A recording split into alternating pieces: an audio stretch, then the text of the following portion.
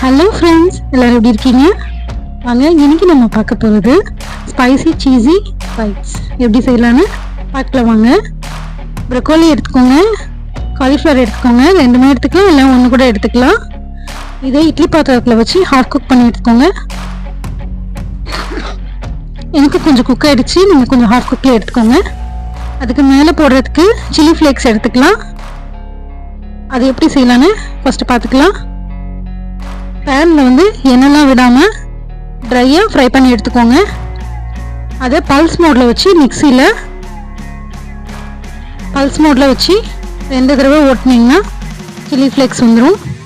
Cheese இருக்கு இல்லைங்களா, நல்லா துருவி வச்சுக்கோங்க. வெங்காயத்தை நல்லா சாப் பண்ணி வச்சுக்கோங்க. இட்டாலியன் ஹெர்ப்ஸ் இது இல்லைனாலும் பரவாயில்ல, இது எல்லா சூப்பர் மார்க்கெட்லேயும் கிடைக்குது. ஸோ ஹாஃப் குக் பண்ணி எடுத்து வச்சுக்கோங்க. ஒரு பிளேட்டை வச்சு ஜஸ்ட் ஒரு ப்ரெஸ் பண்ணிங்கன்னா, ரொம்ப ப்ரெஸ் பண்ணாதீங்க, ப்ரெஸ் பண்ணிங்கன்னா இந்த மாதிரி வந்துடும். அதை எடுத்து வச்சுக்கோங்க. இது மாதிரி எல்லாத்தையும் லைட்டாக ப்ரெஸ் பண்ணி எடுத்து வச்சுக்கோங்க.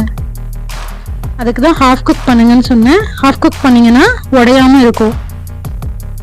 இந்த மாதிரி ஃப்ரை பண்ணும்போது கிறிஸ்பியாகவும் இருக்கும். அதனால் ஹாஃப் குக் பண்ணிக்கோங்க. இதெல்லாம் பேனில் அரேஞ்ச் பண்ணிவிட்டு பட்டர் சேர்த்துக்கோங்க. இப்போது நம்ம சாப் பண்ணி வச்சுருக்க வெங்காயத்தெல்லாம் ஒவ்வொரு காலிஃப்ளவர் மேலேயும் ப்ரொக்கோலி மேலேயும் நல்லா ஸ்ப்ரெட் பண்ணி விட்டுக்கோங்க. இந்த மாதிரி எல்லா இதுக்கு மேலேயும் ப்ரொக்கோலிக்கு மேலேயும் ஆனியனை வச்சுட்டு பட்டர் எல்லாம் படுற மாதிரி நல்லா ஸ்ப்ரெட் பண்ணி விட்டுருங்க. சில்லி ஃப்ளேக்ஸை வந்து ஒரு பல்ஸ் வச்சுக்கோங்க, ரொம்ப தூளாகக்கூடாது. இது மேலே சில்லி ஃப்ளேக்ஸ் எல்லாம் நல்லா ஸ்ப்ரெட் பண்ணிக்கோங்க. துருவின சீஸ் எடுத்து எல்லா இதுக்கு மேலேயும் நல்லா ஸ்ப்ரெட் பண்ணிக்கோங்க. நீங்கள் காய் வேக வைக்கும் போதே, ப்ரொக்கோலியை வேக வைக்கும் போதே அந்த தண்ணியிலே கொஞ்சம் உப்பு சேர்த்துக்கிட்டிங்கன்னா உள்ளே நல்லா உப்பு ஏறி இருக்கும். ஸோ இதுக்கு மேலே நீங்கள் உப்பு போட வேண்டாம், ஏன்னா சீஸில் உப்பு இருக்கும். சில்லி ஃப்ளேக்ஸை மறுபடியும் மேலே தூவிக்கோங்க.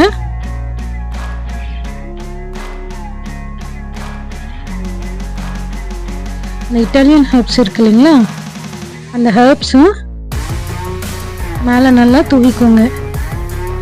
இது எல்லா சூப்பர் மார்க்கெட்லேயும் கிடைக்கும். இட்டாலியன் ஹெர்பன் கேளுங்க. இது எல்லாத்துக்குமே யூஸ் பண்ணலாம். சாப்பிடும்போது ஒரு பீஸா டேஸ்ட் இருக்கும். அந்த சீஸ் கூட இதை போட்டோன்னா, அதுக்காக தான் இதை போடுறது. ஒவ்வொரு பைட்டும் நல்லா இருக்கும்.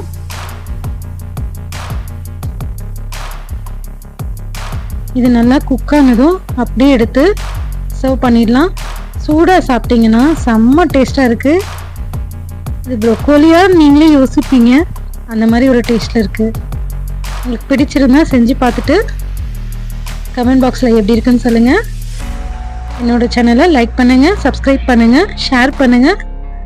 என்னோடய கமெண்ட் பாக்ஸில் கமெண்ட் பண்ணுங்கள். தேங்க்யூ.